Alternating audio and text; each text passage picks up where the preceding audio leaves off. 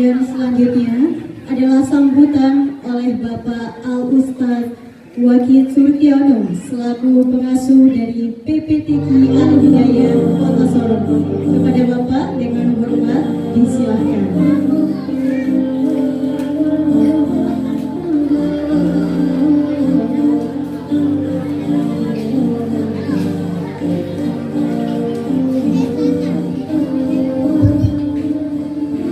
Assalamualaikum warahmatullahi wabarakatuh.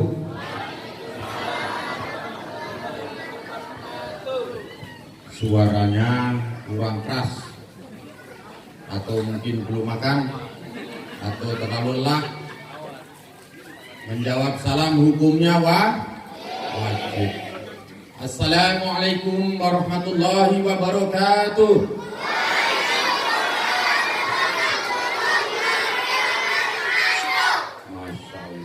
Santri takbir. Takbir. Setan-setan yang ada sekarang pada kabur mendengar takbir. Masya Allah, tabarakallah. Alhamdulillahirabbil alamin wa binasta'in wa la umir dunya wa din. La hawla wa la quwata illa billahil aliyyil azim. Alhamdulillahi ala ni'matil iman. Alhamdulillahi ala ni'matil islam. Alhamdulillahi ala nikmatil ilmi. Alhamdulillahi ala nikmatil rezeki. Alhamdulillahi ala nikmatil hayat. Alhamdulillahi ala nikmatil hajat. Alhamdulillahi ala nikmatil barakah. Alhamdulillahi ala nikmatil hidayah. Alhamdulillahi ala nikmatil ukhuwah. Alhamdulillahi ala nikmatil maghfirah. Innallaha wal malaikatu yushollu 'alan nabi ya ayyuhalladzina amanu shollu 'alaihi wa sallimu taslima. Allahumma sholli 'ala sayyidina Muhammad wa 'ala ali sayyidina Muhammad. Ya habibika ya nabiyullah ya Rasulullah sallallahu alaihi wasallam, ya sahabatin ya tabi'in ya ulama'il ya amilin, ya kaum muslimin muslimat rahimakumullah. Barakatan wajiyatan wa duriyatan kamilatan innallaha ghafurur rahim. Hasbunallahu wa ni'mal wakil, ni'mal maula wa ni'man nasir. La haula wa la quwwata illa billahil aliyyil azim. Allahumma irhamna bil Qur'an. Allahumma irhamna bil Qur'an. Allahumma irhamna bil Qur'an. Barakallahu fil Qur'anil azim. Amma ba'du. Yang saya hormati kaum muslimin muslimat yang Allah muliakan pada hari ini, yang saya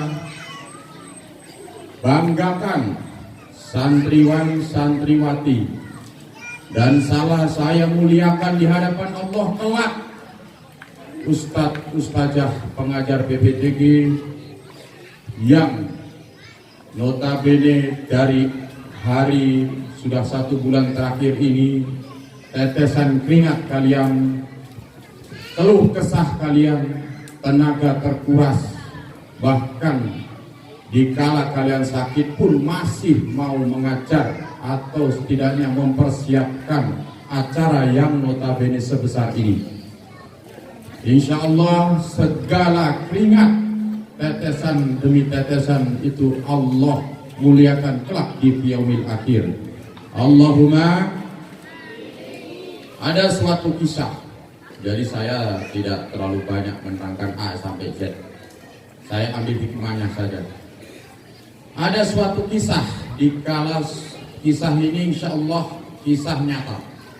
Ada satu musafir, ya namanya musafir bergerak dari satu wilayah ke wilayah lain, tujuannya untuk berdakwah.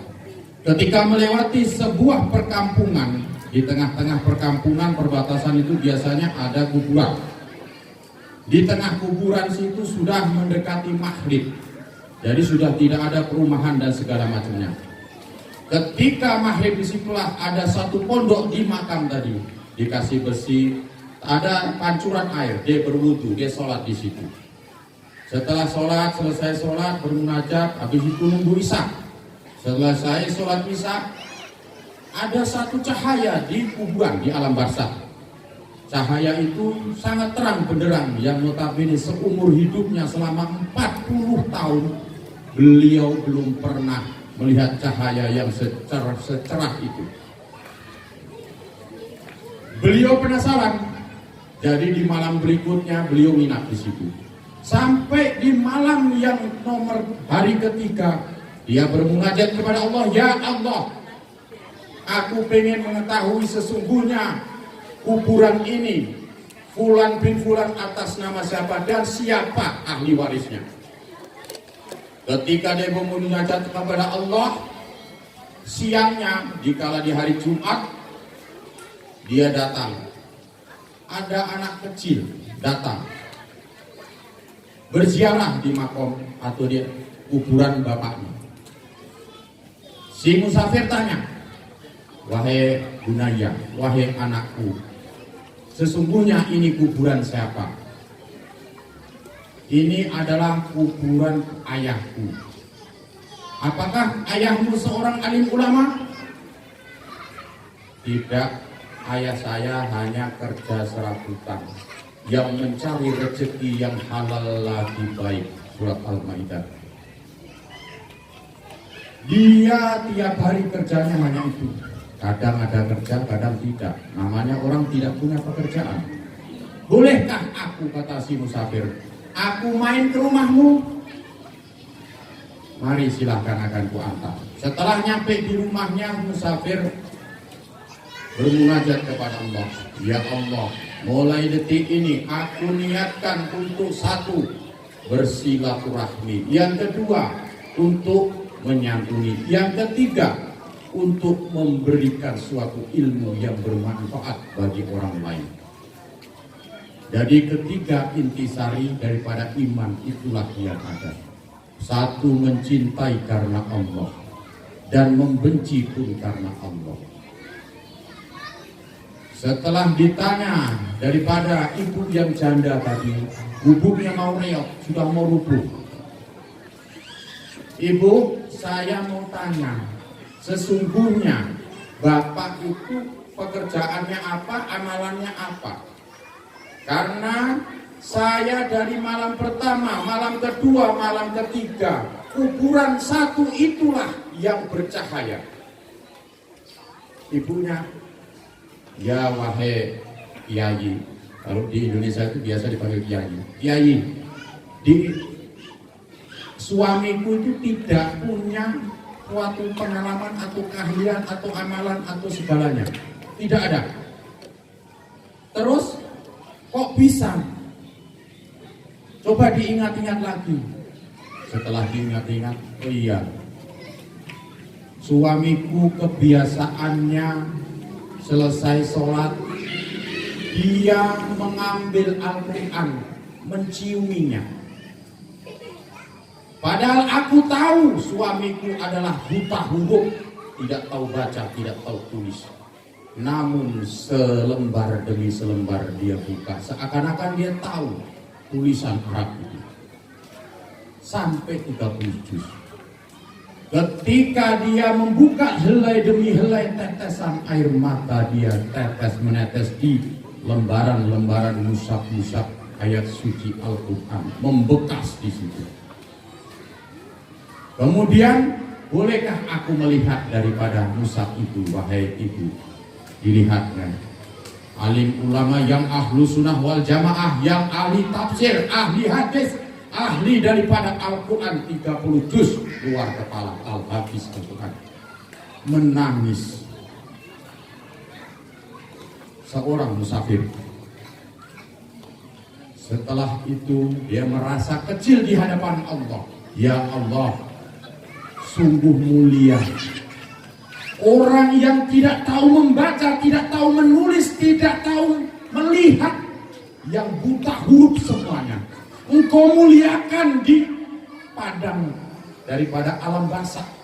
Engkau muliakan di alam kubur, ya Allah. Lalu kita,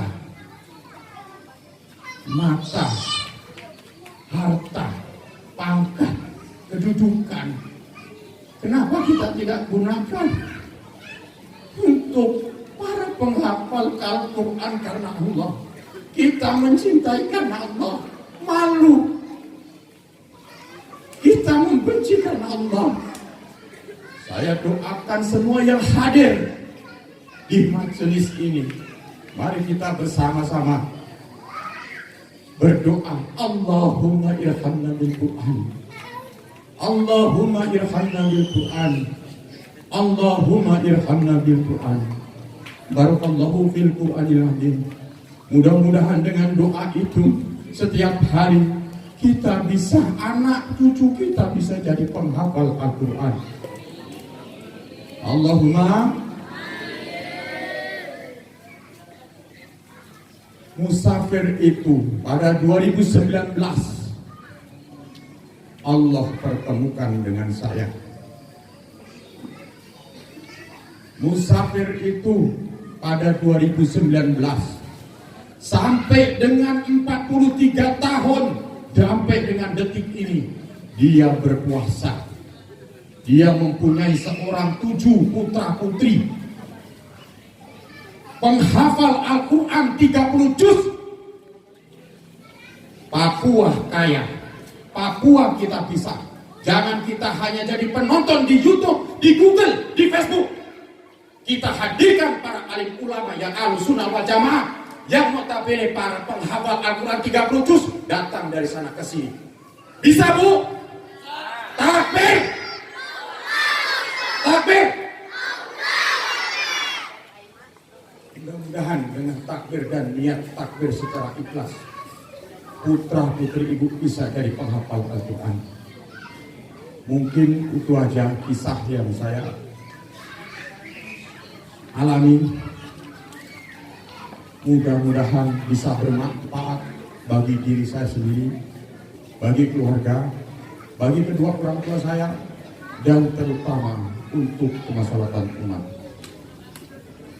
Apabila ada tutur kata yang kurang berkenan di hati Bapak Ibu Saudara pada malam ini, saya mohon maaf yang sedalam-dalamnya.